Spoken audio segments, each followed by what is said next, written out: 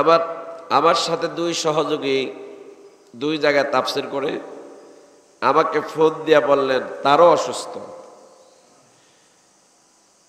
তো আসলে আজকে যে আমি কথা বলছি আমার নাক কিন্তু বন্ধ, আমি ঘূর্ণা দিতে পারি নাই। নুন এবং বিমের যে ঘূর্ণা আছে এই ঘূর্ণাটা আমি দিতে পারি নাই, আমার নাকে বাজে। তো আপনারা আমার কথা বুঝলে জবাব দিবেন। কথা বোঝা যায় তো? তা আমার কষ্ট হয়। তো আজকে ষষ্ঠ দিবস। এতদিন পর্যন্ত আপনাদেরকে আমি সুস্থ শরীর নিয়ে ভালোভাবে কথাগুলো শোনাতে পেরেছি। আজকে একটু বেঘাত ঘটতে পারে, আর অন্যান্য দিন তো আমি 3টা বাজে উঠতাম, আজকে একটু দেরিতে উঠছি শরীর অসুস্থতার কারণে। আর একজন সম্মানিত মেহমান আমার সাথে এসেছেন, উনি একটা কামিল মাদ্রাসার মুহাদ্দিস ছিলেন, এখন একটি ফাজিল মাদ্রাসার ভাইস প্রিন্সিপাল। বয়স যদিও কম কিন্তু আলেম ভালো, অনেক বড় আলেম। তো তিনি আসছেন, তাকে সম্মান করে কিছু কথা বলার সুযোগ দিয়েছি। বাতিটা দিয়ে দেন, বাতিটা। জি, তো আমরা আজকে একটু ব্যতিক্রম আলোচনা শুনব। আজকে কয়েকদিন আমরা সূরা আর রহমানের আলোচনা শুনছিলাম, আজকে আমরা একটু ব্যতিক্রম আলোচনা শুনব ইনশাআল্লাহ। তো আল্লাহ পাক আমাদেরকে কোরআন দিয়েছেন, আমাদের বারবার এই কথাটা আমি উল্লেখ করেছি, আল্লাহ তাআলা আমাদেরকে কোরআন দিয়েছেন হেদায়েতের জন্য। এখন সবচেয়ে বড় কথা হলো আমরা এই কোরআনের হেদায়েতকে কেউ গ্রহণ করি নাই। অধিকাংশ লোক কোরআনের হেদায়েত থেকে বঞ্চিত। তারা নিজেদের জীবন গড়েছে, নিজেদের মন গড়া। তারা কোরআন দিয়ে নিজের জীবন গড়ে নেই। অথচ মুসলমান তো সে যে কোরআনের ফার্স্ট টু লাস্ট যা আছে সব মেনে চলে, তাকে বলে কি? মুসলমান। আর কোরআনের একটি কথা যদি কেউ অস্বীকার করে, কোরআনের কথা অস্বীকার করলো, একটা কথা মানলো না, সে কাফের হয়ে গেল। ওদেরকে বলেছিলাম গোলাম আহমদ কাদিয়ানী মাত্র একটা কথাকে অস্বীকার করেছে, খাতামুন নবিয়্যিন, যার কারণে সে কাফের হয়ে গেছে। অনুরূপভাবে আমাদের এই মুসলমানরা অনেক কথাকে আল্লাহ ডিনাই করছে। যেমন সুদে টাকা লাগাচ্ছে, যদি বলি সুদে টাকা লাগাইয়েন না, ইমাম সাহেব যদি সুদের বিরুদ্ধে ওয়াজ করে ইমামতি চলে যায়, দাওয়াত বন্ধ হয়ে যায়। বক্তা যদি সুদের বিরুদ্ধে ওয়াজ করে বক্তার দাওয়াত বন্ধ হয়ে যায়। যেই ঘুষের বিরুদ্ধে, সুদের বিরুদ্ধে, দুর্নীতির বিরুদ্ধে, অথচ এই সুদকে আল্লাহ তাআলা জঘন্যতম হারাম করেছেন, নিকৃষ্টতম হারাম। 70টি গুনাহ সুদের মধ্যে রেখে দিয়েছেন। তার মধ্যে ছোট্ট গুনাহ যেটি, সেটা হলো নিজের মায়ের সাথে জেনা করা। কিন্তু এই কথা যদি বলি তাহলে অনেকে মানতে চায় না, অনেকে মানতে চায় না। তাহলে আপনি এই কোরআনের আইনকে কি করলেন? লঙ্ঘন করলেন। আল্লাহর এই কোরআনের আইনকে মানলেন না। এ না মানার কারণে আপনার ঈমান আছে না আছে আপনি একটু ভাগ মাপ দিয়ে দেখেন। যদি গোলাম আহমদ কাদিয়ানী একটা কথাকে অস্বীকার করে, সামান্যতম একটা কথা, খাতামুন নবিয়্যিন, তারে যদি আমরা কাফের বলে থাকি, তাহলে আপনি যদি আল্লাহর কোরআনের একটা আইন যদি লঙ্ঘন করেন, তাহলে আপনি কি? আপনি খেয়াল করে দেখেন, আমি কাউকে কাফের বলবো না। এই জন্য বন্ধুগণ, কি কোরআন আল্লাহ তাআলা আমাদেরকে দিলেন, যেই কোরআনের মর্যাদা এত বেশি। যারা এই কোরআনকে নিজের আয়ত্ত করে নিবে, নিজের কাছে রাখবে, তারা কত মর্যাদাশীল হবে তারা এটা বুঝতে পারে না। আল্লাহ রাসূল কাফের কর্তৃক নির্যাতিত হলেন, মার খেলেন, গালি শুনলেন, হিজরত করে মক্কা থেকে মদিনায় চলে গেলেন। রাসূলুল্লাহর উপর অকথ্য নির্যাতন চলেছে। রাসূলুল্লাহ ধৈর্যহারা হন নাই। অথচ আল্লাহ পাক কোরআন দিলেন। এই কোরআন দিয়া বলছেন আপনার মর্যাদায় কোরআন দিয়ে আমি বাড়িয়ে দেব, আপনি কোরআন ধরেন, এই কোরআনের দাওয়াত দেন। অথচ এই কোরআনের দাওয়াত দেওয়ার কারণে রাসূলুল্লাহর উপর অকথ্য নির্যাতন হয়েছে, স্টেপ রোলার চলেছে। রাসূলুল্লাহ বিভিন্ন নির্যাতনের শিকার হয়েছেন এই কোরআনের দাওয়াত দেওয়ার কারণে। আল্লাহ পাক পরবর্তীতে রাসূল কারীম সাল্লাল্লাহু আলাইহি সাল্লামকে জানিয়েছেন, হে রাসূল, আপনাকে যে আমি কোরআন দিয়েছি, কোরআন দেওয়ার অর্থ হলো আপনি মার খাবেন, গালিগালাজ শুনবেন এমনটা নয়, বরং আপনাকে কোরআন দিয়েছি আপনার মর্যাদা আমি আল্লাহ বাড়াবার জন্যই। এই কোরআনের মাধ্যমেই আপনার মর্যাদা বাড়বে, আপনার সম্মান বাড়বে। তাহা মা আনজালনা আলাইকাল কুরআন লিতাশকা। আল্লাহ পাক বলেন, আপনার প্রতি আমি কোরআন দিয়েছি, এই কোরআন অর্থ কি আপনার ভাগ্য নষ্ট হবে? আল্লাহ বলে, না না না, ভাগ্য নষ্ট হওয়ার জন্য নয়, বরং এই কোরআন হলো আপনার ভাগ্যকে সমুন্নত করে দিবে। ওয়ারাফানা লাকা যিকরাক, আপনার সম্মান, আপনার ইজ্জত, আপনার জিকির, আপনার স্মরণ আমি আল্লাহ বিশ্বময় ছড়িয়ে দেব এই কোরআনের মাধ্যমেই। আল্লাহ পাক বলছে, দেখো তোমাদেরকে যে কোরআন আমি দিলাম, এই কোরআনের মর্যাদা যদি তোমরা বুঝতা, তাহলে কোরআনের সাথে তোমরা বেয়াদবি কখনো করতা না। আমরা কোরআনের সাথে চরম বেয়াদবি করছি প্রতিটি ক্ষেত্রে, প্রতিটি মুহূর্তে। আল্লাহ পাক বলেন, লাউ আনজালনা হাযাল কুরআন আলা জাবালিন লারাআইতাহু খাশিআন মুতাসাদ্দিআন মিন খাশিয়াতিল্লাহ ওয়া তিলকাল আমসালু নাদরিবুহা লিন-নাসি লাআল্লাহুম ইয়াতাফাক্কারুন।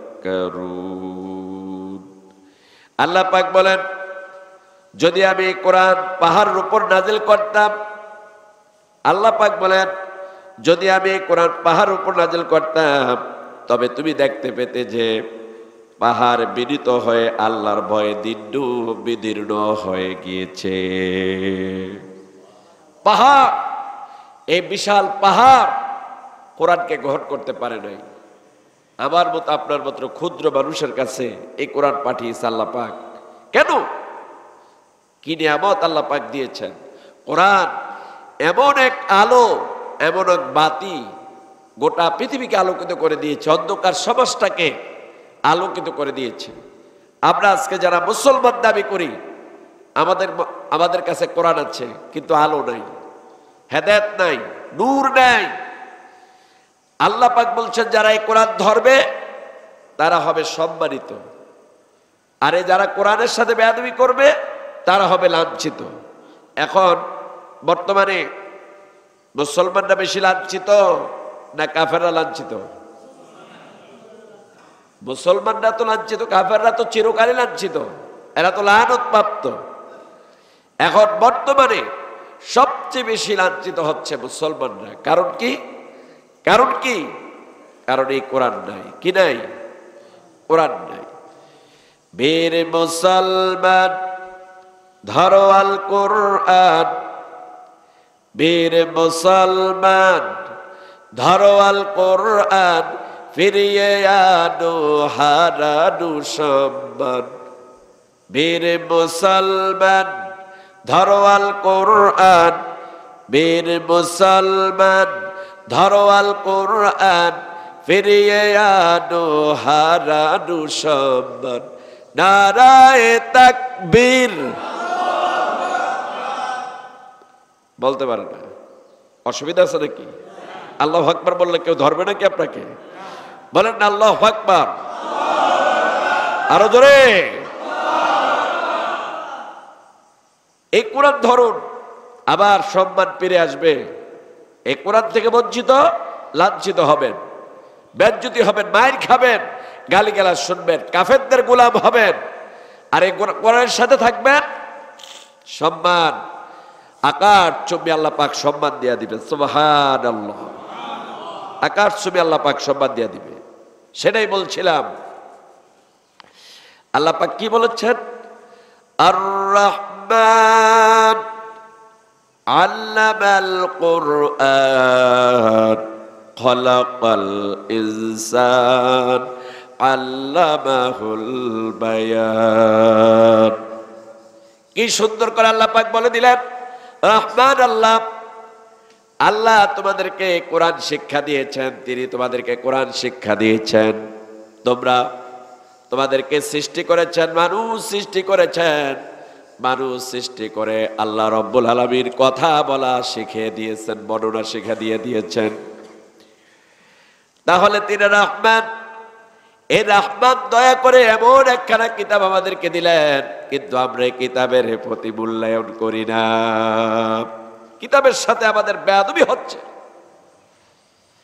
আমি আজকে কয়েকদিন, আজকে 6ষ্ঠ দিন, গত 5 দিন আপনাদেরকে এই কথাটা বোঝানোর জন্য অনেক চেষ্টা করেছি। যারা বুঝে না, আফালা তাকিলুন, আল্লাহ বলেন আকল দিলাম, ব্যাকল নাকি, কথা বুঝো না? এত বুঝে বুঝে বলি, তারপরও বুঝো না। আফালা তাসমাউন, কান দিলাম, শোনো না। আফালা তুবসিরুন, চোখ দিলাম, দেখো না। সব দেখো, সব বুঝো, শুধু আমার কোরআন বুঝো না, আমার কোরআন বুঝো না। ভাইরা আমার, এই জন্য কোরআন বুঝতে হবে, কোরআন শিখুন, কোরআনকে ধরুন। রাসূল কারীম সাল্লাল্লাহু আলাইহি সাল্লাম, মক্কার কাফেররা রাসূলুল্লাহ সাল্লাল্লাহু আলাইহি সাল্লামকে হ্যায় প্রতিপন্ন করার জন্য আবু জাহেল দেয়ালে দেয়ালে লিখে দিল, আমার দেশে একটা পাগল আছে, তোমরা তার কাছে যাইও না। একটা পাগল আছে, একটা জাদুকর আছে, তার কাছে তোমরা যাইও না, তার কাছে তার কথা শুনো না। হজের মৌসুমে মানুষেরা দলে দলে হজ করতে আসলো, তখনও হজের সিস্টেম ছিল। তারা হজ করতে আসলো, হজ করে এসে দেখে, হজ করতে এসে দেখে দেয়ালে দেয়ালে পাগলের নাম লেখা। হজ যারা করতে আসলো, তারা সবার মনের মধ্যে উৎসাহ জাগলো যে জীবনে তো পাগলের নাম দেয়ালে লিখতে দেখি নাই, এটা আবার কোন পাগল, যে পাগলের কথা দেয়ালের মধ্যে লেখা, জাদুকরের কথা দেয়ালের মধ্যে লেখা। উৎসাহ জাগলো। এই জন্য যারা হজ করতে এসেছিল, কাফের বেঈমান মুশরিক যারা হজ করতে এসেছিল, তারা উৎসাহ হয়ে খোঁজ করতে লাগলো, এই পাগল কোথায় থাকে। মুহাম্মদ সাল্লাল্লাহু আলাইহি সাল্লাম হুজরাতে বসে বসে আল্লাহ পাকের এই কোরআন তেলাওয়াত করতেছে, আর লোকেরা দলে দলে আল্লাহ রাসূলের হুজরার পাশে গিয়া শুনলেন রাসূলুল্লাহ কোরআন তেলাওয়াত করে। আমি আরো আগে বলেছিলাম আপনাদেরকে, একজন সাধারণ হাফেজ সাহেব, সাধারণ কারি সাহেব যখন কোরআন তেলাওয়াত করে তখন শুনতে কত মধুর লাগে। কিন্তু এবার আপনারা বুঝেন, যার উপরে কোরআন নাজিল হলো সেই নবী নিজের জবান দিয়া কোরআন তেলাওয়াত করে কেমন শোনা যায়, কেমন শোনা যায়? নবীজি নিজের জবান দিয়ে কোরআন তেলাওয়াত করছেন, তো মানুষেরা পাগল দেখতে আসলো। পাগল, পাগল কেমন দেখতে আসলো। মানুষেরা এগিয়ে গেল, যে দেখে এত সুন্দর চেহারা, সুটাম সাটাম দেহ, এত সুন্দর মানুষ পৃথিবীর মধ্যে আর আসে নাই, কখনো দেখি নাই। আহারে, একটা পাগলের চুল থাকে এলোমেলো, দাড়ি থাকে এলোমেলো, জট থাকে, তারপরে শরীরের মধ্যে মহিলা থাকে, কিন্তু এত পরিপাটি এত সুন্দর মানুষ পৃথিবীতে আর কখনো দেখি নাই। রাসূলুল্লাহ সাল্লাল্লাহু আলাইহি ওয়াসাল্লামকে দেখে অস্থির হয়ে গেলেন মানুষ। হযরত আয়েশা বলেছেন,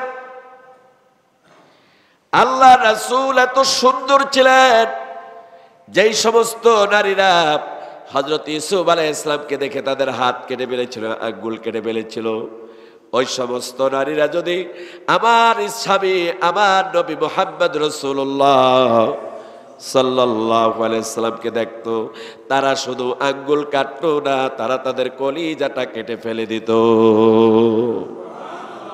এত সুন্দর ছিলেন মুহাম্মদ রাসূলুল্লাহ। আবু জাহেল লেখলো, দেয়ালে দেয়ালে পাগলের কাছে যাইও না, জাদুকরের কাছে যাইও না। মানুষের এখন মুহাম্মদ সাল্লাল্লাহু আলাইহি সাল্লামের চেহারা দেখে আর সুন্দর তেলাওয়াত দেখে চোখ বেয়ে বেয়ে পানি পড়া শুরু হয়ে গেল, চোখ বেয়ে বেয়ে পানি পড়া শুরু হয়ে গেল।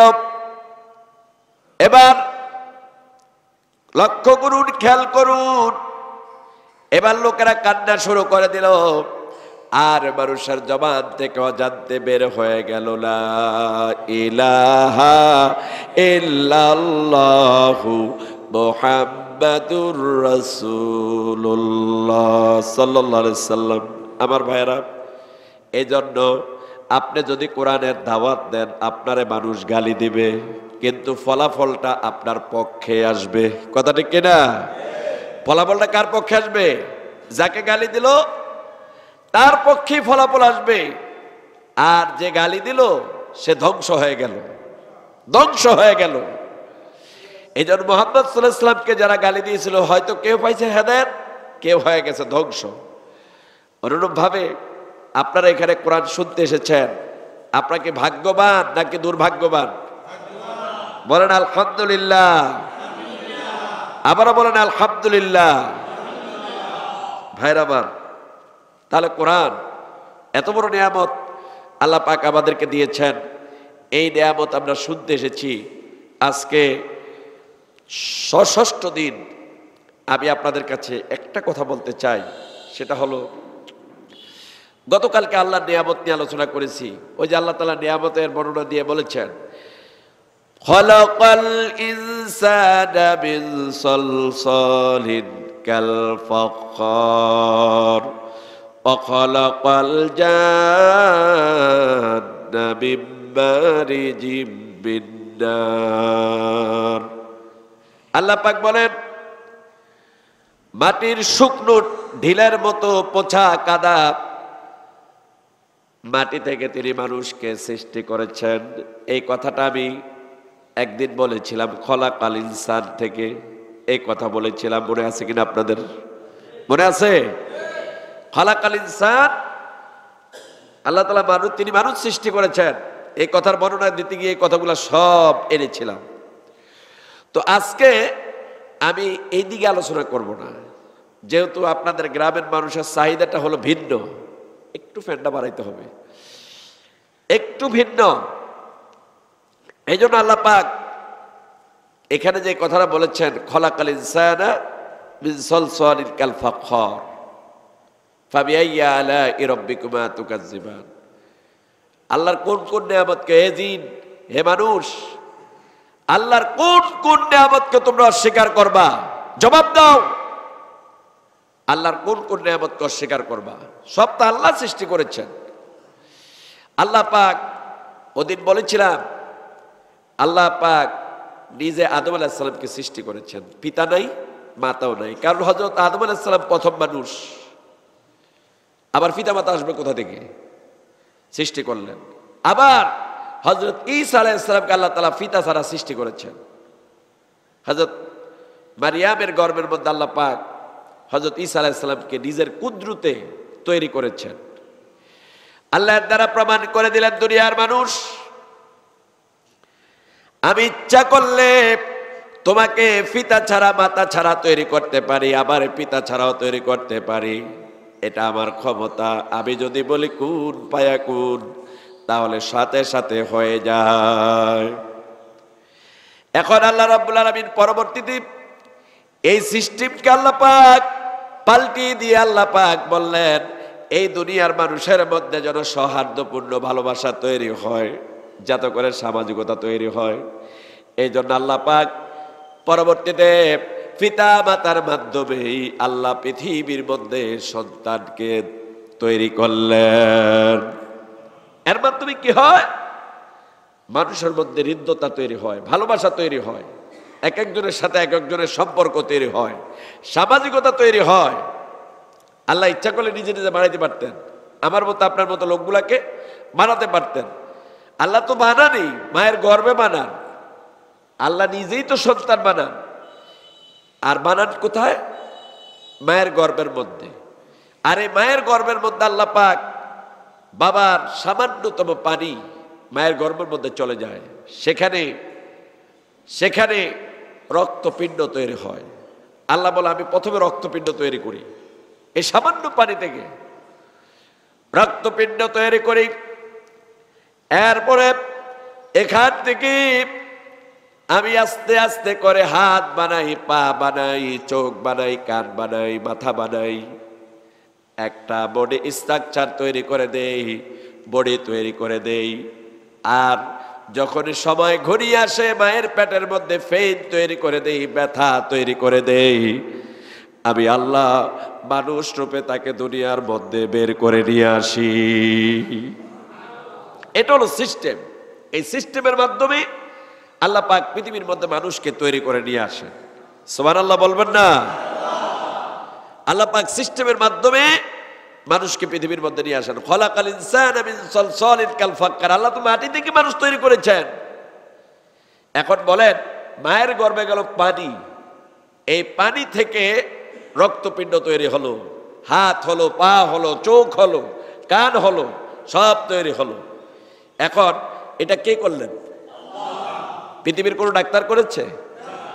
ডাক্তার তো বলতেই পারবে না, ডাক্তার তো নিজেই আল্লাহর সৃষ্টি। কেমনে বলবে? ডাক্তার তো নিজে আল্লাহর সৃষ্টি, বলবে কিভাবে? এই জন্য আল্লাহ পাক বলছেন, দেখো আমি মানুষ সৃষ্টি করেছি মায়ের গর্ভ থেকে, যাতে করে তোমাদের মধ্যে হৃদ্যতা, ভালোবাসা তৈরি হয়, সামাজিকভাবে তোমাদের ভালোবাসা তৈরি হয়। যেমন যেই মায়ের গর্ভে সন্তান 5 জন হয়, তারা ভাই, ছেলে যদি হয় ভাই, মেয়ে যদি হয় ভাই বোন, ছেলে মেয়ে হলে ভাই বোন। এটা হলো সামাজিক একটা যোগাযোগের মাধ্যম, পরিচয়ের মাধ্যম, হৃদ্যতার মাধ্যম, একজন আরেকজনের প্রতি ভালোবাসা তৈরি হয়। আল্লাহ পাক বলেন এই তোমাদের সাথে হৃদ্যতা তৈরি করার জন্য আমি আল্লাহ পাক এগুলা তৈরি করে দিয়েছি। জোরে বলেন সুবহানাল্লাহ। আমার ভাইয়েরা,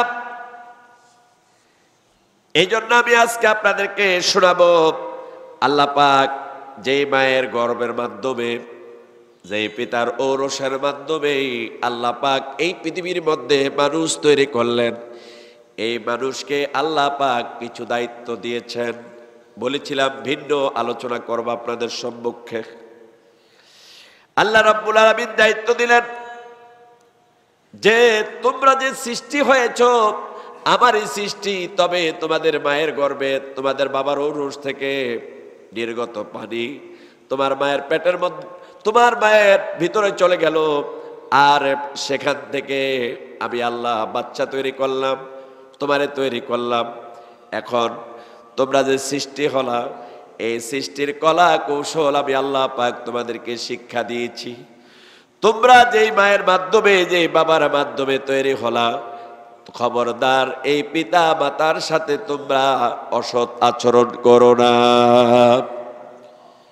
তোমরা ভালোবাসা তৈরি করো, সামাজিকতা তৈরি করো, তোমাদের মধ্যে যাতে করে ভালোবাসা তৈরি হয়, সামাজিকতা তৈরি হয়। সেজন্য আল্লাহ পাক বলছেন ওয়া'বুদুল্লাহা ওয়া লা তুশরিকু বিহি শাইআও ওয়া বিল ওয়ালিদাইনি ইহসানা। আল্লাহ পাক বলেন 1 নাম্বার কাজ হলো তোমরা আল্লাহর গোলামি করবে, আল্লাহর দাসত্ব করবে। ওয়ালা তুশরিকু বিহি শাইআ, আর আল্লাহর ইবাদত করতে গিয়ে আল্লাহ রব্বুল আলামিনের সাথে কাউকে শরীক করো না, অংশীদার করবে না। দ্বিতীয় কাজ হলো অবিল ওয়ালিদাইনি ইহসানা, তোমরা তোমাদের পিতা মাতার সাথে ভালো ব্যবহার করবে, তোমাদের পিতা মাতার সাথে ভালো আচরণ করবে, তোমরা পিতা মাতার সাথে সৎ ব্যবহার করবে, এটা তোমাদের দায়িত্ব।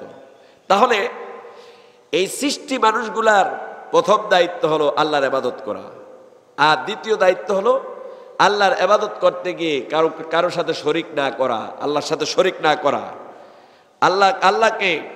আল্লাহর সাথে যেন কাউকে শরিক করা না হয়, আল্লাহ পাক এই ব্যাপারে নির্দেশনা দিয়েছেন। অবিল ওয়ালিদাইনি ইহসানা, তৃতীয় কথা হলো পিতামাতার সাথে সৎ ব্যবহার করা। আল্লাহ পাক বলেন ওয়াসাইনাল ইনসানা বিওয়ালিদাইহি হামালাতুহু উম্মুহু ওয়াহানানা আলা ওয়াহারিন ওয়াফিসালুহু ফি আবাইনি আনিশকুরলি ওয়ালিওয়ালিদাইকা ইলাইয়াল মাসির। আল্লাহ পাক বলেন কেন পিতামাতার সাথে সৎ ব্যবহার করবা? আল্লাহ পাক বলেন আমি মানুষকে তার পিতামাতার সাথে সদাচরণ করার নির্দেশ দিয়েছি। হামালাতুহু উম্মুহু ওয়াহানানা আলা ওয়াহানিন, আল্লাহ বলে কারণ তার তার মা তাকে কষ্টের পর কষ্ট করে, কষ্ট সহ্য করে তাকে গর্ভধারণ করেছে। হামালাতুহু, তাকে গর্ভধারণ করেছে।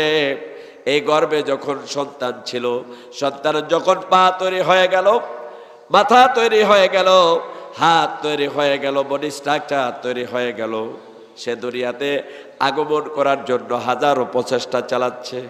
আল্লাহ বলে মা যখন খাওয়ার জন্য বসেছে ক্ষুধা পেটে নিয়া, তখন সন্তান আস্তে করে পেটের মধ্যে একটা লাথি মেরে দিল, হাত দিয়ে গুঁতা দিল, মাথা দিয়ে গুঁতা দিল, আর সঙ্গে সঙ্গে মায়ের ফেন তৈরি হয়ে গেল।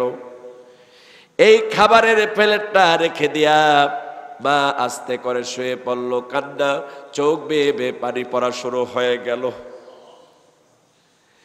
আবার মা যখন ঘুমাতে গিয়েছেন, এই ঘুমের ঘরে যখন আরামের ঘুম আসলো, এই ঘুমের মধ্যে সন্তান হঠাৎ করে পা দিয়া গুঁতা মেরে দিল, বা মাথা দিয়ে গুঁতা মারলো, পা দিয়ে হাত দিয়ে গুঁতা মারলো। মা এই আরামের ঘুম হারাম করে মা দাঁড়ালেন, বসলেন, হাঁটলেন, কান্না করলেন। আল্লাহ বলে বান্দারে দেখো, এই মায়ের মাধ্যমে, এই মায়ের গর্ভের মধ্যে তোমাকে আমি বড় করেছি, তোমাকে সৃষ্টি করেছি, তোমাকে আমি সৃষ্টি করেছি। আল্লাহ বলে এরপর আমি আল্লাহ তোমাকে ডেলিভারি করে, তোমার মায়ের গর্ভ থেকে ডেলিভারি করে তোমাকে দুনিয়ার মধ্যে নিয়ে এসেছি। এই ডেলিভারির সময় তোমার মা প্রচন্ড আঘাত পেয়েছে, তোমার মা অনেক কষ্ট করেছে। তুমি কি দেখো না তোমার মা তোমার জন্য কত কষ্ট করেছে? এটা অনুভব করার জন্য তোমার গর্ভবতী স্ত্রীর দিকে তাকাও। তোমার যে গর্ভবতী স্ত্রী তার দিকে তাকাও, তোমার মা তোমাকে গর্ভ নিয়ে কত কষ্ট করেছে। আল্লাহ পাক বলছে যে সুতরাং তোমরা আমার এবং তোমার মায়ের, তোমার মা বাবার শুকরিয়া আদায় করো, যেহেতু তোমার মা তোমাকে কষ্টের পর কষ্ট করে গর্ভধারণ করেছে। এই জন্য বন্ধুগণ, আল্লাহ মানুষ সৃষ্টি করেছেন, কিন্তু সৃষ্টির মাধ্যমটা করে দিলেন মায়ের গর্ভ। মায়ের গর্ভ সৃষ্টি করলেন, এর মাধ্যমে পিতা মাতা এবং সন্তানের মধ্যে আল্লাহ পাক ভালোবাসা তৈরি করে দিলেন, যাতে করে এই পৃথিবীর মানুষেরা সামাজিকতা বজায় রাখতে পারে, সামাজিকতা বজায় রাখতে পারে। আজকে কি আমাদের সমাজ ভালো না খারাপ? সুবিধা না। কারণ কি? ইসলাম অনুযায়ী আমাদের সন্তানগুলা দুনিয়াতে আসতেছে না। ইসলাম অনুযায়ী, ইসলামের যে নিয়ম কানুন সেটা মেনে পিতামাতা দুনিয়াতে চলছে না, যার কারণে তাদের গর্ভ থেকে, তাদের উরুস থেকে যত সন্তান আসে, এগুলা সব এখন হয়তো সন্ত্রাসী, নত চাঁদাবাজ, নত মাস্তান, নত খুনি হয়।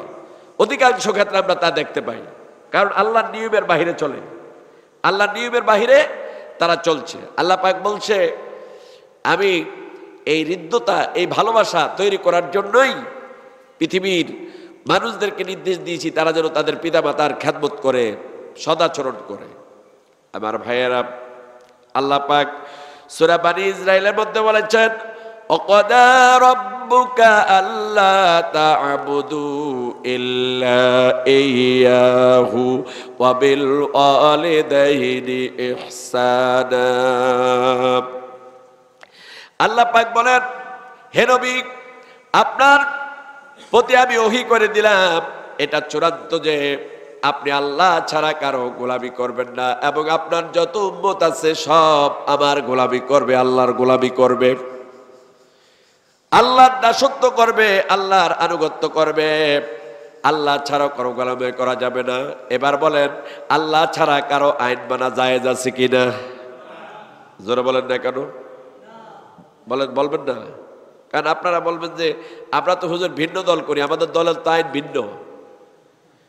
আমি একদিনই বলেছি যে আমাদের সকলের জন্য একটাই পরিচয়, সেটা হলো আমরা মুসলিম। বলেন কি? যারা বলেন না মুসলিম।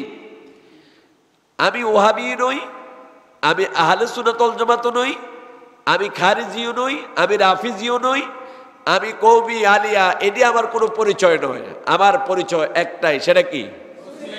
যারা বলেন না কি? মুসলিম। আমার পরিচয় মুসলিম। এই মুসলিম হিসাবে আমি একদিন বলেছিলাম, আল্লাহ পাক হযরত ইব্রাহিম আলাইহিস সালামকে বলেছিলেন, আসলিম, আত্মসমর্পণ করো, তার মানে মুসলমান হও। হযরত ইব্রাহিম আলাইহিস সালাম বললেন, ক্বালা আসলামতু লিরাব্বিল আলামিন, আমি জগৎসমূহের মালিক আল্লাহ পাকের কাছে কমপ্লিট আত্মসমর্পণ করলাম। তার মানে আমি খাঁটি মুসলমান হয়ে গেলাম, আমি খাঁটি মুসলমান হয়ে গেলাম। এই জন্য বন্ধুগণ, আল্লাহ পাক বলেন, তোমরা যেহেতু মুসলমান, তোমরা যেহেতু ইসলাম গ্রহণ করেছো, এই জন্য তোমাদেরকে যে উদ্দেশ্য সৃষ্টি করা হয়েছে সেটা ছিল ওয়ামা খালাকতুল জিন্না ওয়াল ইনসা ইল্লা লিয়াবুদুন। উদ্দেশ্য ছিল একটা, সেটা হলো আমার গোলামি করবা, আমার দাসত্ব করবা।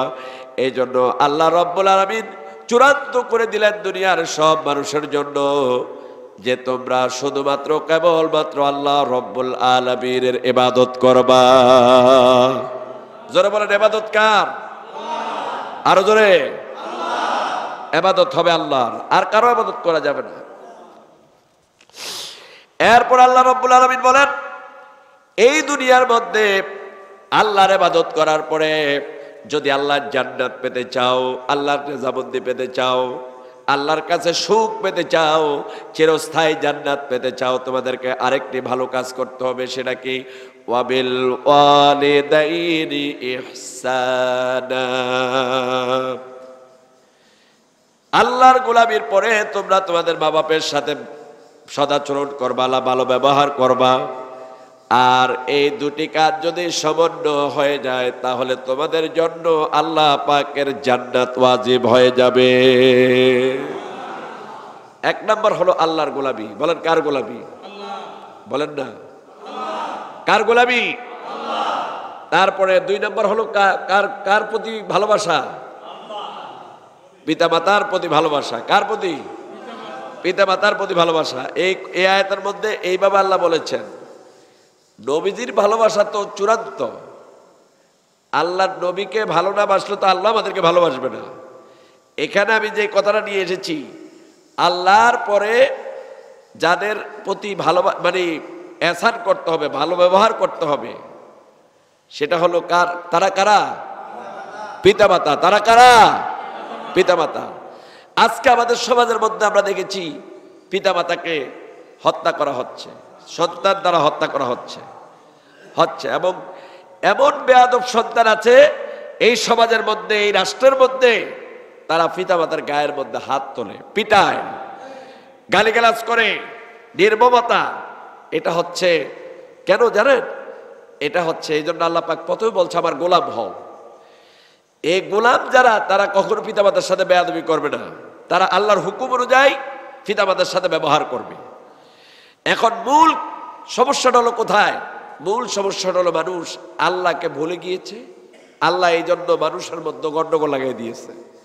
মানুষ আজকে বিশৃঙ্খল হয়ে যাচ্ছে, তাদের মধ্যে হৃদ্যতা নাই, ভালোবাসা নাই, উদারতা নাই, তারা চলছে তাদের মন গড়া। এই জন্য আল্লাহ পাক বলছে যে তোমরা আল্লাহর গোলামি করবা, আল্লাহর গোলামির পরে পিতামাতার সাথে ভালো ব্যবহার করবা।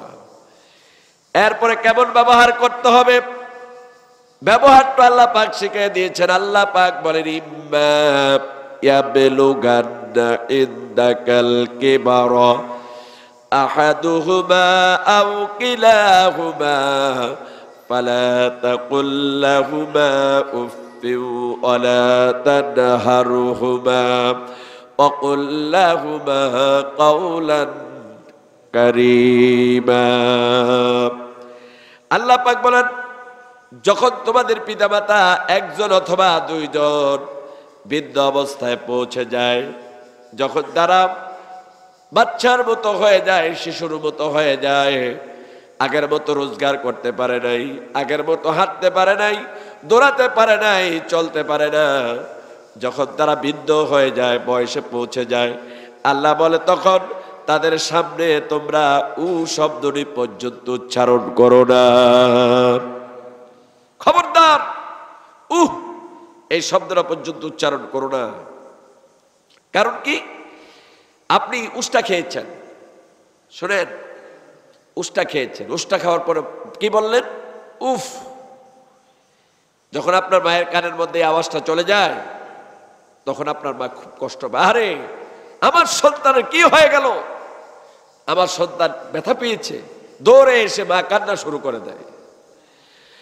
আল্লাহ বলে এই উ শব্দটা যেন মা উচ্চারণ না করে, কারণ এই উ শব্দের কারণে তোমার মায়ের কলিজার মধ্যে আঘাত লেগে যায়।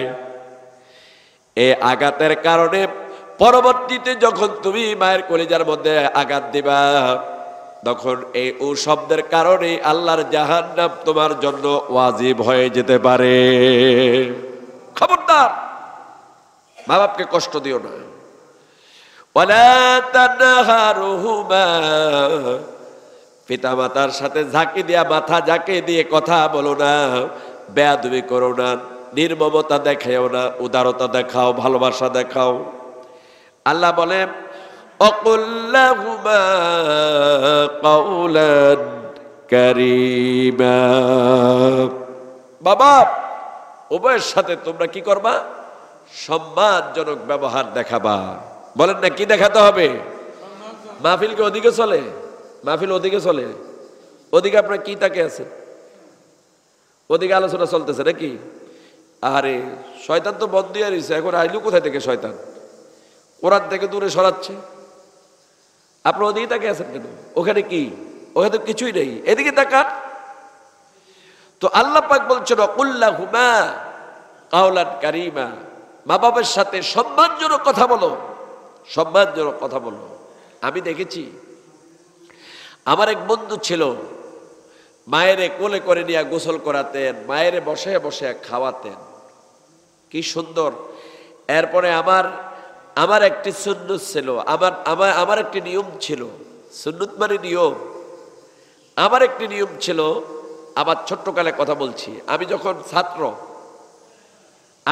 ছাত্র তখন এই চাঁদপুরের যখন ইলিশ মাছ, সর্বপ্রথম ইলিশ মাছ বাজারে আসতো, ইলিশ মাছ যখন বাজারে আসতো তখন আমার চিন্তা ছিল আমার স্ত্রীকে, আমার ছেলে মেয়েকে আমি খাওয়াবো না। আগে সর্বপ্রথম যেই মাছটা আমি কিনবো বাজার থেকে, সর্বপ্রথম এই মাছটা খাবে আমার মা বাবা, আমার মা বাবা খাবে। এরপরে যেই ফল আসতো, এখন তো ফল অ্যাভেলেবেল পাওয়া যায়, এই ফলের কোনো দাম নাই, এগুলা দিয়ে অসুখ হয় আরো। আগে তো পিওর ফল ছিল, মৌসুমের ফল মৌসুমে আসতো। তো মৌসুমের ফল যখন বাজারে আসতো, সর্বপ্রথম আমার টার্গেট ছিল কি, আগে আমার মা বাবারে খাওয়াবো।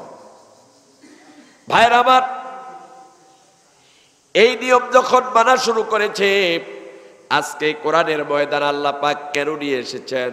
দেশ বিদেশে ঘুরে ঘুরে আল্লাহর কোরআনের প্রোগ্রাম করি, এর কারণ হলো একটাই, সেটা হলো বিশেষ করে স্পেশাল কোনো আমার কোনো আমল নাই, সেটা হলো পিতা মাতা আল্লাহর কাছে দোয়া করে গিয়েছেন, আল্লাহ পাক সেই দোয়া মঞ্জুর করে নিয়েছেন। মা বাপকে আপনি পাশে বসাইয়া, যদি আপনার মা বাপ বেঁচে থাকে এখন বর্তমানে, যদি আপনার মা বাপ বেঁচে থাকে, তাহলে আপনি একটা কাজ করবেন। আজকে যদি পকেটে টাকা থেকে থাকে, যখন আসরের পরে এখানে যাবেন, বাজার আছে পাশে, সেখানে ভালো ফল পাওয়া যায়, আঙ্গুর পাওয়া যায়, বেদানা পাওয়া যায়। আপনি গিয়া যেই ফলটা সবচাইতে দামি, ওই ফলটা আপনি কিনে ইফতারের সময় মাকে কোলে নিয়ে বসান, আর বসায়া মাকে বলেন, মা প্রাণ ভরে খাও, আদর করে খাওয়ায়া দেন। আল্লাহ পাক দেখতে পাবেন, সঙ্গে সঙ্গে আল্লাহ পাক আপনার মর্যাদা রিজিক বাড়াইয়া দিবে। বিশ্বাস করেন কিনা ভাইরা? বিশ্বাস করেন? আল্লাহ পাক মর্যাদা বাড়িয়ে দিবে। এই জন্য পিতামাতার সাথে সম্মানজনক কথা বলতে হবে। এই পৃথিবীতে সবচেয়ে বড় বেয়াদব হলো দুই শ্রেণীর লোক। এক শ্রেণী হলো যারা আল্লাহর সাথে শরিক করে, অংশীদার করে। যারা আল্লাহর সাথে শরিক করে, অংশীদার করে, এরা সবচাইতে বড় গাদ্দার, ঘৃণিত ব্যক্তি। দ্বিতীয় হলো যারা আল্লাহ রাসূলের সাথে বেয়াদবি করে এবং পিতামাতার সাথে বেয়াদবি করে, এরা হলো পৃথিবীর সবচাইতে বড় গাদ্দার, সবচাইতে বড় বেয়াদব। সুতরাং এই পিতামাতার সাথে যারা ব্যবহার খারাপ করে, তাদের কোনো দাম নাই, মূল্য নাই, কোনো মূল্য নাই, কোনো দাম নাই। কোটি কোটি টাকার মালিক হবে, কিন্তু বেজ্জতি হবে, আবার রাস্তার ফকির হয়ে যাবে। আমি দেখেছি যত ইনকাম করে কোনো লাভ নাই। কারণ কি? জায়গায় তো নাই। যেই জায়গা থাকলে মর্যাদা বাড়বে, রিজিক বাড়বে, সেই জায়গা তো নাই। নিজের মন করা জীবন চালাচ্ছে। এই জন্য আমার ভাইয়ারা, মা বাপের সাথে সম্মানজনক কথা বলতে হবে। আল্লাহ রাব্বুল আলামিন বলেন, ওয়াকফিদ লাহুমা জানাহাজ যুল্লি মিনার রাহমাহ ওয়াকুর রাব্বিরহামহুমা কামা রাব্বায়ানি সগীরা। কথা কি বুঝেন? আমার নাক কিন্তু বন্ধ, কথা বেজে বেজে আসে, আমি খুব কষ্টে কথা বলছি কিন্তু। তো আল্লাহ পাক বলছে, তাদের উভয়ের জন্য দয়া পরবশ বিনয়ের ডানা তোমরা নত করে দাও। তোমাদের পিতামাতার জন্য বিনয়ের ডানা তোমরা নত করে দাও, ভালোবাসা চড়িয়ে দাও। পিতামাতা বেঁচে থাকুক আর মরে যাক, আল্লাহ পাক বলেন, অকুল বলো, রাব্বিরহামহুমা কামা রাব্বায়ানি সগীরা। সবাই বলেন, রাব্বিরহামহুমা কামা রাব্বায়ানি সগীরা। অর্থ কি? এই যে দোয়া করলেন, অর্থ কি বলতে পারবেন আপনারা? সবাই তো দোয়া করেন, এর অর্থ কঠিন অর্থ। সেটা হলো আল্লাহ তাআলা, আমার রব যেইভাবে আমার বাবা শৈশবে আমাকে আদর করে সোহাগ করে লালন পালন করেছে, যেইভাবে আমার মা বাবা আমাকে আদর করে, দয়া করে, মেহেরবানি করে আমাকে কত আদর করে লালন পালন করেছে, আল্লাহ তাআলা তেমনি ভাবে আমার মা বাপকেও তোমার রহমতের কোলে লালন পালন করো। যেভাবে বাবা আমাকে ছোটকালে লালন পালন করেছে, ঠিক তেমনি ভাবে আমার মা বাপকে তোমার রহমতের কারণ লালন পালন করো। বলেন আমিন। সবসময় দোয়া করবেন পিতামাতার জন্য। কার জন্য দোয়া করবেন? মা বাপের জন্য। এই দোয়া কে শিখাইছে? বলেন না, কে শিখাইছে? এই পৃথিবীর কোন হুজুরের শেখানো দোয়া না, এই দোয়াটা হলো আল্লাহর শেখানো। এই দোয়াটা হলো আল্লাহর শেখানো এবং মুহাম্মদ সাল্লাল্লাহু আলাইহি ওয়াসাল্লামকে আল্লাহ তাআলা বলে দিয়েছেন, আপনি বলেন আপনার উম্মতরা যেন এইভাবে যেন দোয়া করে মা বাপের জন্য। সবাই আমার সাথে বলেন, রাব্বিরহামহুমা কামা রাব্বায়ানি সগীরা। সবাই বলেন, রাব্বিরহামহুমা কামা রাব্বায়ানি সগীরা। অসুবিধা আছে নাকি দোয়া করলে? ভালো লাগে না খারাপ লাগে? কোন সন্তান যদি পিতা মাতার জন্য দোয়া করে, ওই সন্তানের যদি কোনো রোগ ব্যাধি থাকে অথবা কোনো কষ্ট থাকে, ক্লেশে থাকে, আল্লাহ রব্বুল আলামিন পিতামাতার দোয়ার কারণে আল্লাহ তাকে সব দুঃখ কষ্ট থেকে আল্লাহ নাজাত দিয়ে দেয়। এই জন্য বেশি বেশি করে আব্বা আম্মার জন্য দোয়া করবেন, বেশি বেশি করে দোয়া করবেন। ভাইরা আমার, আর মুআজ ইবনে মুআবিয়া রাদিয়াল্লাহু, মুআবিয়া ইবনে জাহিমাত আস-সালামি রাদিয়াল্লাহু তাআলা আনহু আন্না জাহিমাতা জাআ ইলা নবী সাল্লাল্লাহু আলাইহি ওয়াসাল্লাম ফাকাল ইয়া রাসূলুল্লাহ আরাদতু আন আগজু ওয়া ক্বাদ জিতু তাশিরুক ফাকাল হাল লাকা মিন উম্মিক ক্বালা নাম ক্বালা ফালজামহা ফাইন্নাল জান্নাহ তাহতা রিজলাইহা। জোরকন সুবহানাল্লাহ।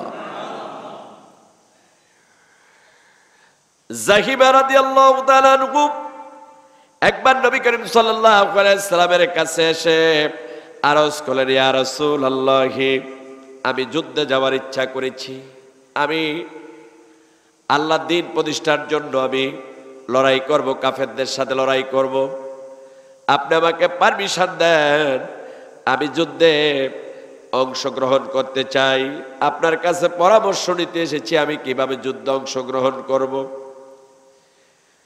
রাসূলুল্লাহ সাল্লাল্লাহু আলাইহি সাল্লাম জিজ্ঞাসা করলেন, তোমার মা আছে? বললেন, ইয়া রাসূলুল্লাহ, অবশ্যই আমার মা আছে। আল্লাহ রাসূল বললেন, তারে ধরে রাখো, তার কাছে যাও, তোমার যুদ্ধে যাওয়ার দরকার নাই। তার মানে তোমার মা অসুস্থ, তোমার মা তোমার ঘরের মধ্যে আছে, অসুস্থ মাকে রেখে, অসহায় মাকে রেখে তোমার যুদ্ধে যাওয়ার দরকার নাই। যুদ্ধে যাও, কারণ তার পায়ের নিচেই রয়েছে তোমার জন্য জান্নাত। সুবহানাল্লাহ বলে না? আল্লাহ পাক, আল্লাহ রাসূল বলেছেন তোমার যুদ্ধে যাওয়ার দরকার নাই, যুদ্ধ যাইতে হবে, কিন্তু তুমি তোমার মার অসুস্থ মা, অসহায় মাকে রেখে তুমি যুদ্ধে যাওয়ার দরকার নাই। ওই মায়ের খেদমত করো, তাহলে আল্লাহ পাক তোমাকে জান্নাত দিয়ে দিবে। তার মানে হলো তোমার মায়ে তোমার জান্নাত, তোমার মায়ের দুই পায়ের নিচে জান্নাত রয়েছে। সুবহানাল্লাহ বলবেন না? আর আমাদের দেশে ফতুয়া দেয় স্বামীর পায়ের নিচে জান্নাত। কিসের পায়ের নিচে জান্নাত? সুবিধাবাদ জিন্দাবাদ। কয় কোন কিতাবে পাইছেন? কয় মুকসুদুল মুমিনে পাইছি। মুকসুদুল মুমিনের অধিকাংশ কথা মিছা কথা। এজন্য কোরআন হাদিস পড়বেন, মুকসুদুল মুমিন পড়েন না। কি পড়বেন? কোরআন হাদিস পড়বেন। এখন স্বামীর পায়ের নিচে জান্নাত না মায়ের পায়ের নিচে জান্নাত? জোরে বলতে হবে। কার পায়ের নিচে জান্নাত? মায়ের পায়ের নিচে জান্নাত। ভাইরা, এই জিনিসকে অবহেলা করবেন না, এই জিনিসকে কেউ অবহেলা করবেন না। হযরতে বাইজিদ বুস্তামি রাহমাতুল্লাহ আলাইহি নাম শুনেছেন আপনারা? এটা কোরআনের আলোচনা নয়, হাদিসের আলোচনা নয়, একটা ঘটনা, আপনারা জানেন এটা। এই বাইজিদ ছোট্ট মানুষ, বাচ্চা মানুষ, তার মা অসুস্থ হয়ে গেলেন আর জ্বরের তাড়নায় পানির পিপাসা পেল। গভীর রজনীতে বাইজিদের মা বললেন, বাইজিদ রে, ও বাইজিদ, মায়ের বড় পিপাসা পেয়েছে, মা পানি খেতে চাই।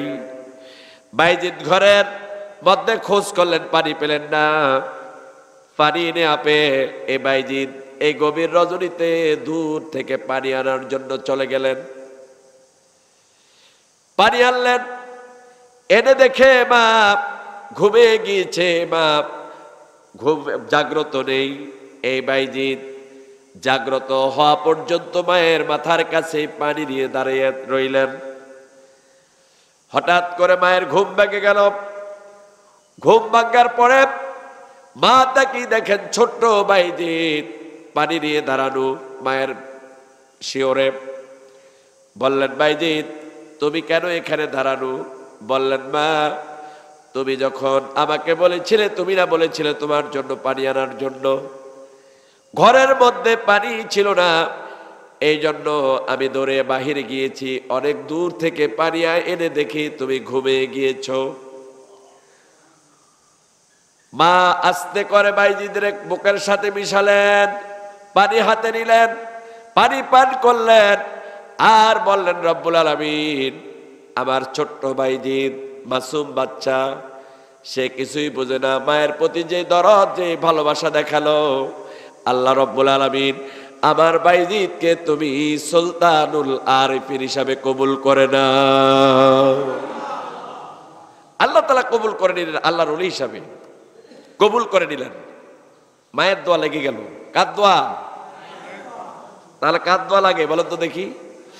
আচ্ছা, আপনারা যে আমার কাছে দোয়া চান, ইমাম সাহেবের কাছে দোয়া চান, পীর সাহেব হুজুরের কাছে দোয়া চান, চার অসুবিধা নাই। পীর সাহেব হুজুরের কাছে দোয়া তো চাইবে না, যেহেতু আপনাদের পীর সাহেব দোয়া তো চাইবে না। আচ্ছা, পীরের দোয়া, মৌলবীর দোয়া, মাওলানার দোয়া, মুফতির দোয়া, মুহাদ্দিসের দোয়া কবুল হবে এমন কোন হাদিস আছে?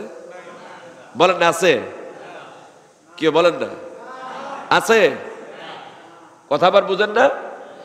কোন হুজুরের দোয়া কবুল হবে এমন কোন হাদিস নাই। হতেও পারে, না হতে পারে, তবে এক দুইজনের দোয়া কবুল হবে। রাসূলুল্লাহ সাল্লাল্লাহু আলাইহি ওয়াসাল্লাম বলেছেন, সুবহানাল্লাহ বলবেন না? তিন শ্রেণীর লোকের দোয়া কবুল। এক শ্রেণী হলো মুসাফির, আর এক শ্রেণী হলো মাজলুম, তৃতীয় হলো মা বাপ। মা বাপ যদি সন্তানের জন্য দোয়া করে, কোনো পদ্মা থাকে না, সাথে সাথে আল্লাহর দরবারে মঞ্জুর হয়ে যায়। কোনো পদ্মা নাই, সাথে সাথে আল্লাহর দরবারে মঞ্জুর। মায়ের দোয়া মঞ্জুর। সুবহানাল্লাহ বলবেন না? আজকে মায়ের শিয়রে গিয়া অনেক সন্তান আছে, স্ত্রীর কথা শুনে মা বাপের সাথে বেয়াদবি করে, এমন সন্তান আছে কিনা? আচ্ছা বলেন তো, স্ত্রীর মর্যাদা স্ত্রীর কাছে, আর মা বাপের মর্যাদা মা বাপের কাছে, কথা ঠিক কিনা? আপনি বউ বললে বউ পাবেন, এবার বলেন তো মা বললে মা পাওয়া যাবে কিনা? মা বললে মা পাওয়া যাবে? যাবে না। কারণ একটা নিয়ামত, মা এবং বাপ, এই দুটি মারা গেলে আর পাওয়া যায় না। কিন্তু স্ত্রী মা যদি প্রথমটা মরে যায় দ্বিতীয় পাবেন, দ্বিতীয়টা মারা গেলে তৃতীয় পাবেন, যতবার মারা যায় ততবারে পাবেন। স্ত্রীর কথা আগে নয়, শুদ্ধ হবে কার কথা? বলেন না, মা বাপের কথা। কার কথা? মা বাপের কথা শুনতে হবে। আমার ভাইয়েরা, হযরতে আবু হুরায়রা রাদিয়াল্লাহু তাআলা আনহু রাসূলুল্লাহর কাছে থাকতেন, রাসূলুল্লাহর কাছে থাকতেন। একদিন বাড়িতে গেলেন, মা জিজ্ঞাসা করলেন, আবু হুরায়রা বাড়ির মধ্যে থাকো না, কোথায় কোথায় ঘুরো, কোথায় কোথায় থাকো বলো তো দেখি, তোমার ঘরের মধ্যে পাই না কেন, তুমি কই থাকো? বললেন, মা যেই জায়গায় গেলে দুনিয়া ধন্য হয়ে যায়, আখিরাতে মুক্তি পাওয়া যায়, সেই মুহাম্মদুর রাসূলুল্লাহ সাল্লাল্লাহু আলাইহি সাল্লামের কাছে আমি থাকি। মা বললেন, এই আবু হুরায়রা, এত বড় স্পর্ধা, তুমি কি বলছো? শুনো, এই মুহাম্মদ সাল্লাল্লাহু আলাইহি সাল্লাম তো আমার দুশমন, আমাদের ধর্মের দুশমন, আমাদের মা বাপ পিতা মাতার ধর্মের দুশমন, আমাদের পূর্বপুরুষরা যে ধর্ম রেখে গেছে সেই ধর্মের পরিবর্তন করার জন্য মুহাম্মদ সাল্লাল্লাহু আলাইহি সাল্লাম দুনিয়াতে আসছে, তুমি তার কাছে যাও। এবার বলো, তুমি কি আর সেইখানে যাবা নাকি আমার বাড়িতে থাকবা? আবু হুরায়রা বললেন, মা শোনেন, কি সুন্দর কথা বললেন। মা, আমি তোমার সাথে বেয়াদবি করব না, আমি তোমার কথার সাথে বেয়াদবি করব না মা। তবে শোনো মা, তামাম পৃথিবী ছেড়ে দিতে পারি, তারপরও আল্লাহ রাসূলের দরবার আমি কখনো ছেড়ে দিতে পারবো না। এই কথা শুনে মা জনমের মতো পিটালেন, পিটাইয়া হযরত আবু হুরায়রা রক্তাক্ত করে দিলেন। আবু হুরায়রা আঘাতের পর আঘাত পেলেন, মাথা নিচু করে চোখের পানি ছাড়লেন। মায়ের সাথে একটা বেয়াদবি করেন নাই, তুচ্ছবাচ্য কথা বলেন নাই, মায়ের সাথে জোরে কথা বলেন না।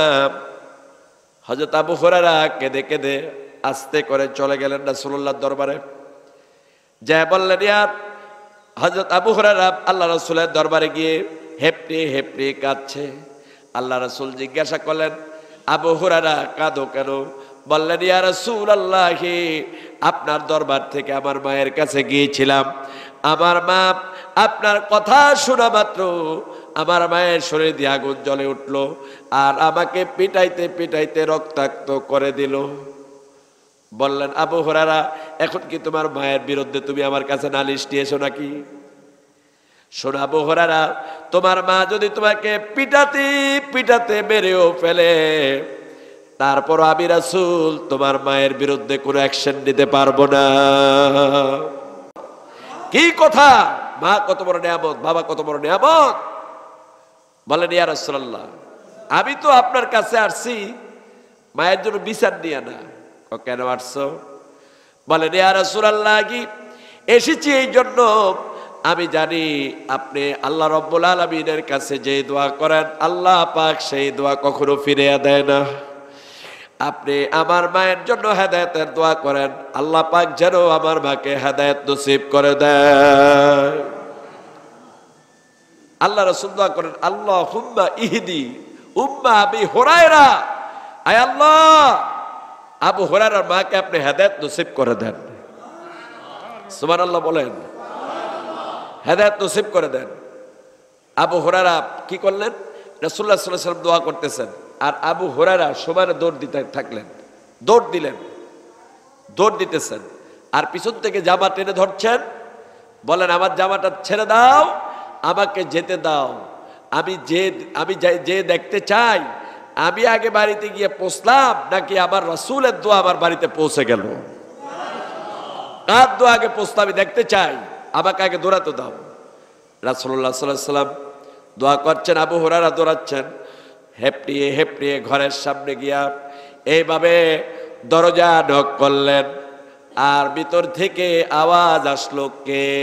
কর্কশ ভাষা নয়, সুন্দর ভাষা একটা আওয়াজ আসলো, কে? আবু হুরায়রা যখন এই সুন্দর মিষ্টি আওয়াজ শুনতে পেলেন, তিনি বুঝতে পারলেন যে আমার বাড়ির নিশানা পর্যন্ত আমি বাড়িতে আসার আগে আমার রাসূলের দোয়া আমার বাড়িতে পৌঁছে গিয়েছে। ভাইরা আমার, হযরত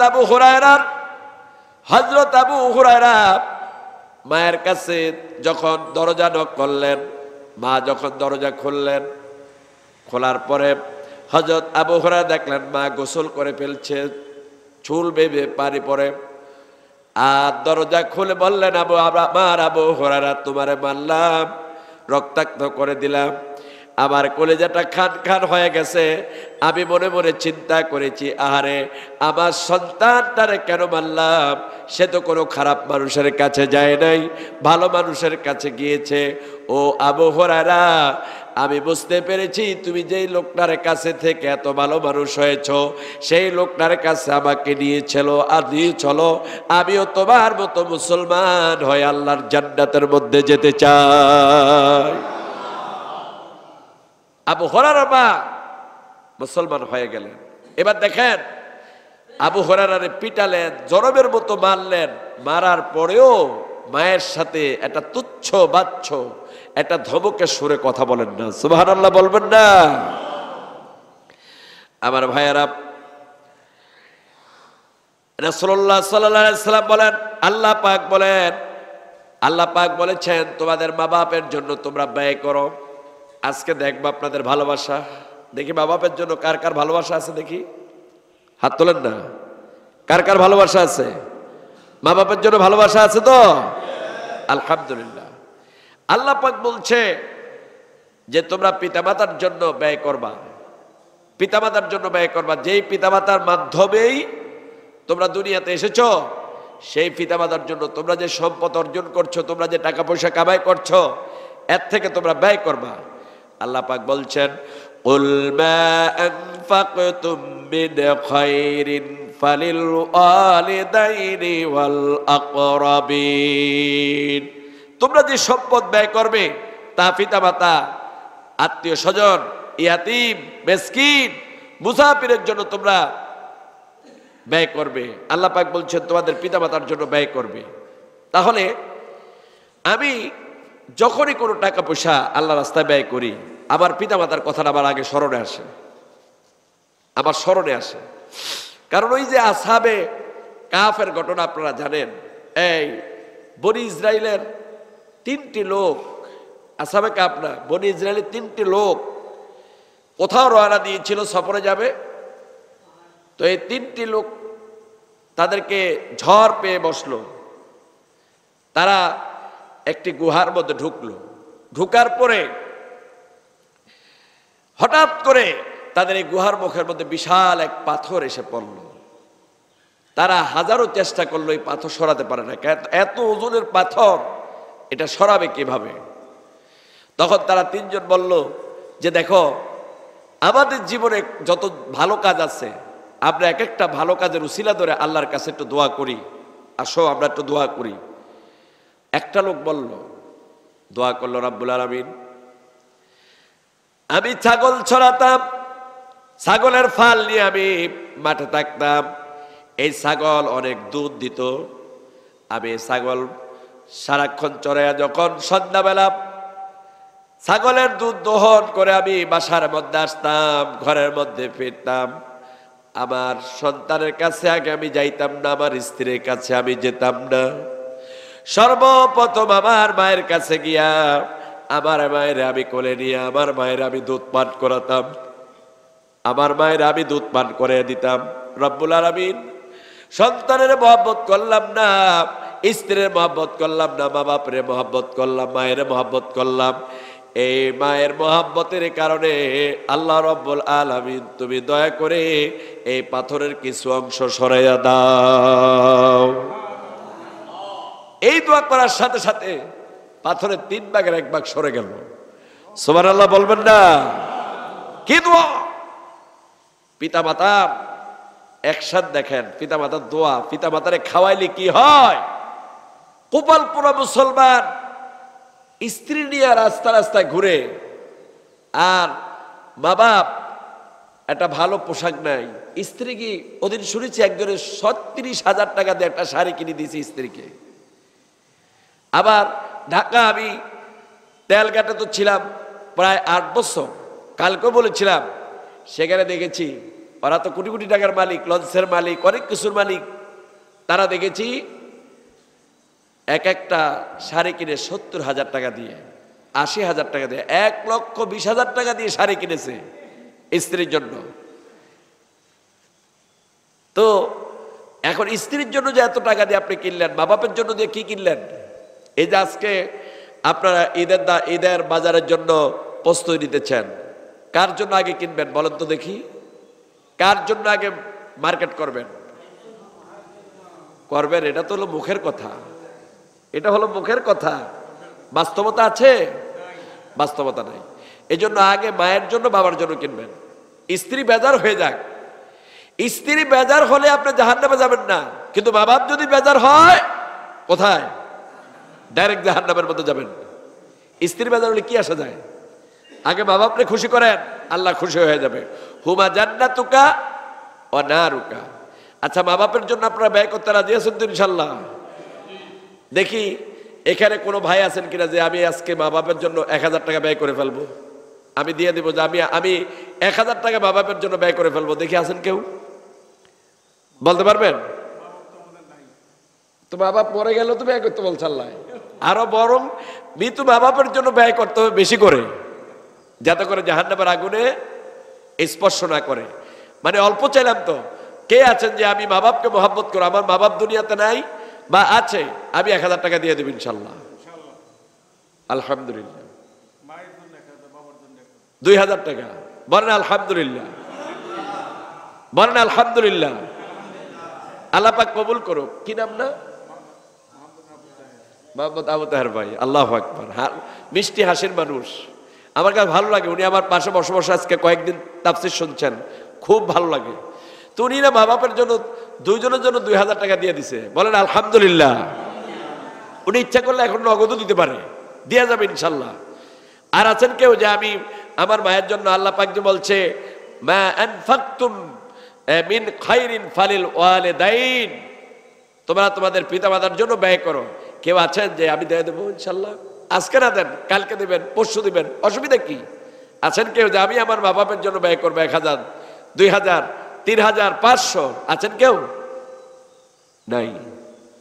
এটা দিতে পারবেন না, এটা দিতে পারবেন না। অথচ এই মা বাপের জন্য ব্যয় করলে আল্লাহ রাব্বুল আলামিন আপনাকে কঠিন বিমার থেকে রক্ষা করবে। হতে পারে আপনি ক্যান্সারে আক্রান্ত হতে পারেন, এই খরচের কারণে আল্লাহ রাব্বুল আলামিন আপনাকে কঠিন রোগ থেকে আল্লাহ শেফা করে দিবে। এটা বিশ্বাস করুন ভাইরা, বিশ্বাস করুন। মা বাপের জন্য ব্যয় করে যাবেন, এই মসজিদে হোক, মাহফিল হোক, যেখানে হোক ব্যয় করবেন ইনশাল্লাহ। তো একজন আল্লাহর বান্দা পাইছি, একজন মা বাপের জন্য সঙ্গে সঙ্গে 2000 টাকা ব্যয় করলো। এরকম আর বান্দা এখানে নাই? আছে? আছেন তো?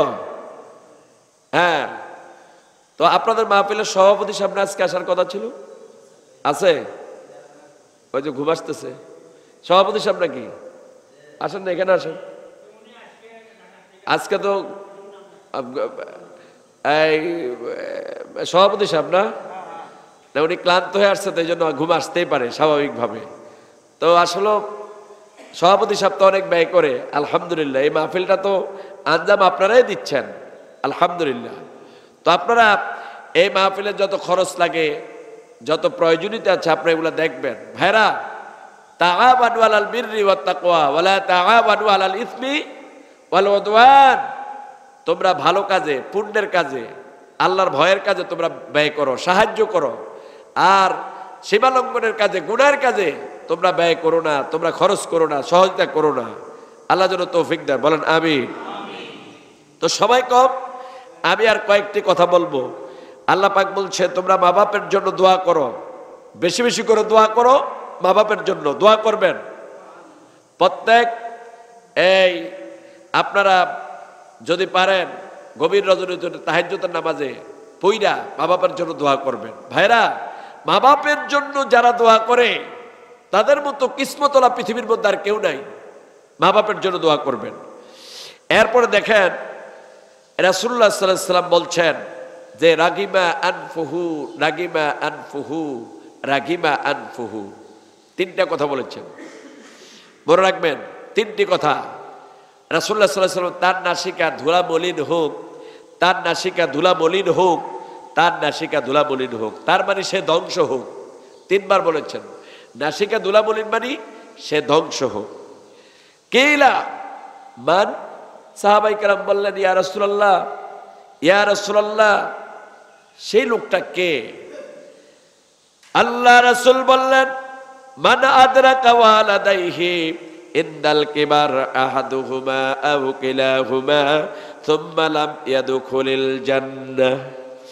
আল্লাহ রাসূল বললেন যেই ব্যক্তি পিতামাতা দুজনকে বৃদ্ধ অবস্থায় পেল অথচ তাদের খেদমত করতে পারলো না, তাদেরকে খাওয়ালো না, পড়ালো না, তাদের সাথে ভালো ব্যবহার করলো না, আল্লাহ রাসূল বলেন লাম ইয়াদখুলিল জান্নাহ, এই লোকটা জান্নাতে প্রবেশ করতে পারলো না, জান্নাতে প্রবেশ করতে পারলো না। পিতামাতা দুজনকে পাইছে কিন্তু জান্নাতে প্রবেশ করতে পারে নাই। আরে বাবা যখন বৃদ্ধ হয়ে যায় তখন তো এই চোখ দিয়া ইয়া পড়ে, ময়লা পড়ে, মায়ের চোখ দিয়ে ময়লা পড়ে, তখন মারে দেখতে ভালো লাগে না, বাবার দেখতে ভালো লাগে না, সুন্দরী স্ত্রীকে দেখতে ভালো লাগে।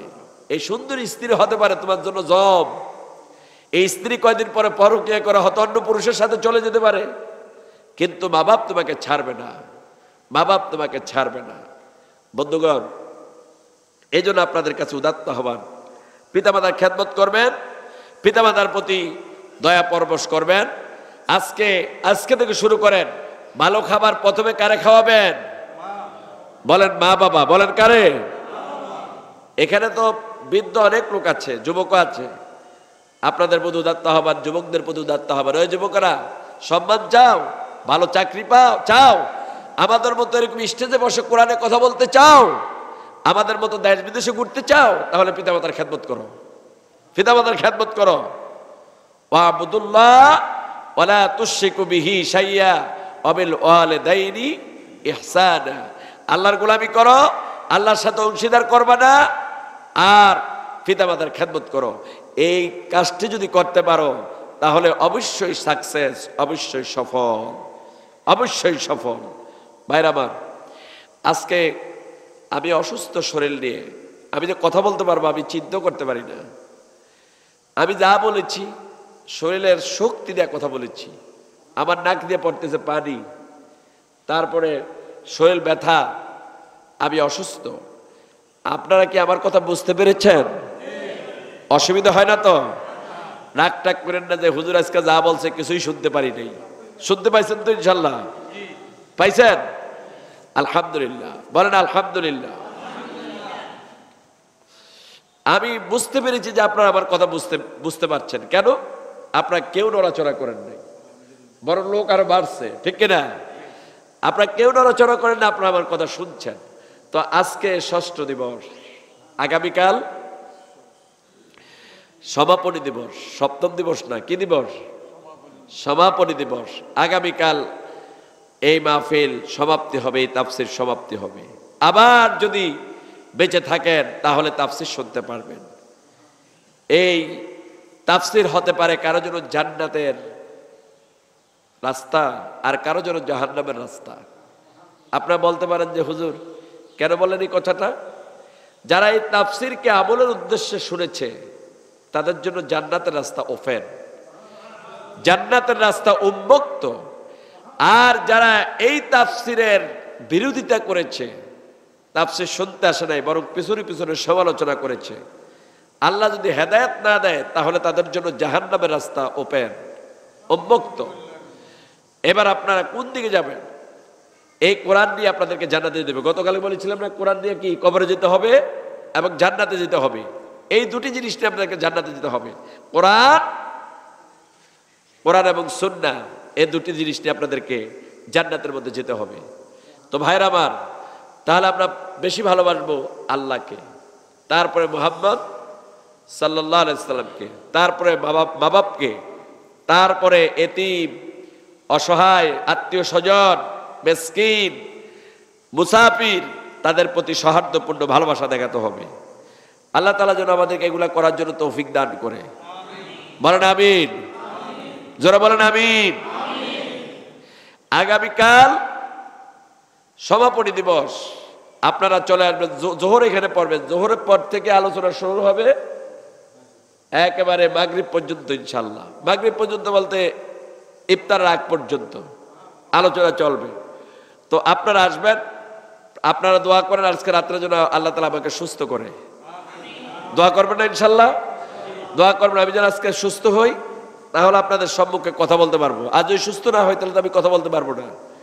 তাই জন্য সমাপনী দিবসটা যেন সুন্দর হয়। শেষ ভালো যার, সব ভালো তার। আগামীকাল যদি সুন্দর হয় তাহলে এটা স্মৃতি হয়ে থাকবে। এই 6 দিন, আজকে 6 দিন যত সুন্দর সুন্দর কথা বলেছি, আগামীকালকেরটা হবে সবচেয়ে বেশি আকর্ষণীয়, কারণ এটা সমাপনী দিবস। এই জন্য আপনারা আগামীকাল জোহর পড়বেন এখানে সবাই ইনশাল্লাহ। বলেন ইনশাল্লাহ। আর ইফতারের ব্যবস্থা আছে কি সভাপতি সাহেব? ইফতারের ব্যবস্থা আছে না? ইনশাল্লাহ ইফতারের ব্যবস্থা আছে। আপনারা সকলের দাওয়াত, আপনাদের সকলের কি দাওয়াত? সকলের দাওয়াত। আপনারা সকলে কোরআন শুনবেন, মেহমানদারি করব, ইফতার করে যাবেন ইনশাল্লাহ। আল্লাহ তাআলা তৌফিক দান করুক, বলে আমিন। তো আজকে পর্যন্ত, আগামীকাল ইনশাল্লাহ সকলে চলে আসবেন। আল্লাহ পাক সকলকে আসার তৌফিক দিক, ভালো রাখুক, সুস্থ রাখুক।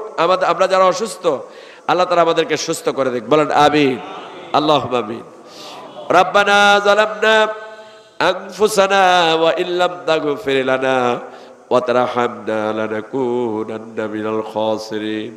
আল্লাহ তাআলা দীর্ঘ সময় অসুস্থ শরীর নিয়ে কথা বলেছে, ভুল যদি হয়ে থাকে, বেয়াদবি হয়ে থাকলে ক্ষমা করে দিন। যা ভালো ভালো কথা বলেছে আল্লাহ সর্বপ্রথম আমাকে আমল করার তৌফিক দিন। আর যারা শুনেছে আল্লাহ তাদেরকে কথাগুলা শোনার জন্য আপনি তৌফিক দান করে দিন রব্বুল আলামিন। আয় আল্লাহ তাআলা, সারা জীবন আমরা গুনাহ করেছি, গুনাহ করে করে আমাদের জীবনটা আমরা নষ্ট করে দিয়েছি। আল্লাহ তাআলা দয়া করে মেহেরবানি করে আমাদের জিন্দেগির সব গুনাহ আপনি মাফ করে দেন রব্বুল আলামিন। জানি না কখন মৃত্যু চলে আসে, মানুষ হঠাৎ হঠাৎ পরে আর মরে। রব্বুল আলামিন এমন মৃত্যু দিয়েন না, আল্লাহ যাতে করে কালিমা পরে মরতে পারে সেই সুযোগ করে দিয়েন রব্বুল আলামিন। আয় আল্লাহ তাআলা গুনাহ মাফ করে দেন, তওবা কবুল করে নেন। আল্লাহ আমাদের মধ্য থেকে আমাদের মা বাপ যাদের চলে গেছে, মা বাপের কবরগুলোকে জান্নাতের বাগিচা বানাইয়া দেন। রব্বির হামহুমা কামা রব্বায়ানি সগীরা, রব্বির হামহুমা কামা রব্বায়ানি সগীরা। আয় আল্লাহ তাআলা আমাদের জন্য হালাল রিজকের ব্যবস্থা করে দেন, আমাদের অভাব দূর করে দেন, আমাদের দুঃখ কষ্টগুলা দূর করে দেন। আমরা যারা অসুস্থ আছি আমাদেরকে শিফায়ে আজলা শিফায়ে কামেলা দান করে দেন রব্বুল আলামিন। সমগ্র পৃথিবীতে মুসলমানরা যেখানে বিপদে আছে, মুসিবতে আছে, আল্লাহ বিপদগ্রস্ত মুসিবতগ্রস্ত মুসলমানদেরকে বিপদ থেকে আপনি উদ্ধার করে দেন। এই মাহফিলে যারা আয়োজন করেছে, যারা শোনার জন্য এসেছে, আল্লাহ সকলের জন্য কঠিন কিয়ামতের ময়দানে এই মাহফিলকে নাজাতের জারিয়া বানাইয়া দিয়েন। আয় আল্লাহ আমরা রোজাদার, রোজা রেখে এখানে প্রতিদিন আসি, আল্লাহ তাআলা দয়া করে মেহেরবানি করে আমাদের রোজাগুলো আপনি কবুল করে নেন রব্বুল আলামিন। আয় আল্লাহ তাআলা আমাদের রোজা আপনি কবুল করেন। আয় আল্লাহ আমাদের সারি আমাদের ইফতারি কবুল করেন। আয় আল্লাহ তাআলা এই মাহফিলে যারা প্রবাস থেকে দান করলো, যারা প্রবাসে আছে বিদেশে আছে, ভালো রাখেন, সুস্থ রাখেন, ইমানের সাথে রাখেন। যত বিপদ মুসিবত আছে আল্লাহ সব বিপদ মুসিবত দূর করে দেন। সভাপতি সাহেব অ্যাক্সিডেন্ট হয়েছেন, আল্লাহ সুস্থ করে দেন, ভালো করে দেন। আল্লাহ তাআলা ব্যবসা করেন, ব্যবসার মধ্যে বরকত দান করে দেন। আয় আল্লাহ তাআলা আমার বাম পাশে একজন সম্মানিত লোক এখানে বসা আছেন, হাজী সাহেব, আল্লাহ তাআলা খুশি হয়ে পিতা মাতার জন্য 2000 টাকা দান করলো। আল্লাহ তাআলা এই দানকে কবুল করে নেন, মর্যাদা বাড়িয়ে দেন, দুনিয়াতে যতদিন থাকবে সম্মানের সাথে রাখেন, ইমানের সাথে রাখেন। আল্লাহ তাআলা মৃত্যু যেন ইমানের সাথে হয়, আল্লাহ সেই তৌফিক দান করে দেন। আয় আল্লাহ তাআলা কঠিন কিয়ামতের ময়দানে যেদিন তামার মতো হবে মাটি, সহ্যনি করে চলে আসবে, গুনাহগারের নাক কান পেটে আল্লাহ মাথাগুলা পেটে নাক কান দিয়ে মগজগুলা বেরোতে থাকবে রব্বুল আলামিন। পানি পানি চিৎকার পড়ে যাবে, জিহ্বাটা ঝুলে কুকুরের মতো নাভিস্থল পর্যন্ত পড়ে যাবে, পানি দেওয়ার মতো কেউ থাকবে না। আল্লাহ সেই কঠিন হাসরের ময়দানে আল্লাহ আমাদের সকলের জন্য আপনি আপনার রাসূলের হাতের কাউসারের পেয়াল আমাদেরকে নসিব করে দিয়ে আল্লাহ আমাদের দোয়া কবুল করেন। এই মসজিদের সভাপতি, এই মসজিদের সেক্রেটারি, এই মসজিদের দায়িত্বশীল ব্যক্তিবর্গ, এই মসজিদের ইমাম সাহেব, এই এলাকার মুসল্লি সকলের প্রতি আপনার খাস রহমত নাজিল করেন। রব্বানা তাকাব্বাল মিন্না ইন্নাকা আনতাস সামিউল আলিম ওয়া তুব আলাইনা ইন্নাকা আনতাত তাওয়াবুর রহিম। সুবহান রাব্বিকা রাব্বিল ইজ্জাতি আম্মা ইয়াসিফুন ওয়া সালামুন আলাল মুরসালিন والحمد لله رب العالمين وجعل آخر كلمتنا عند الموت لا إله إلا الله محمد رسول الله صلى الله عليه وسلم. السلام عليكم ورحمة الله.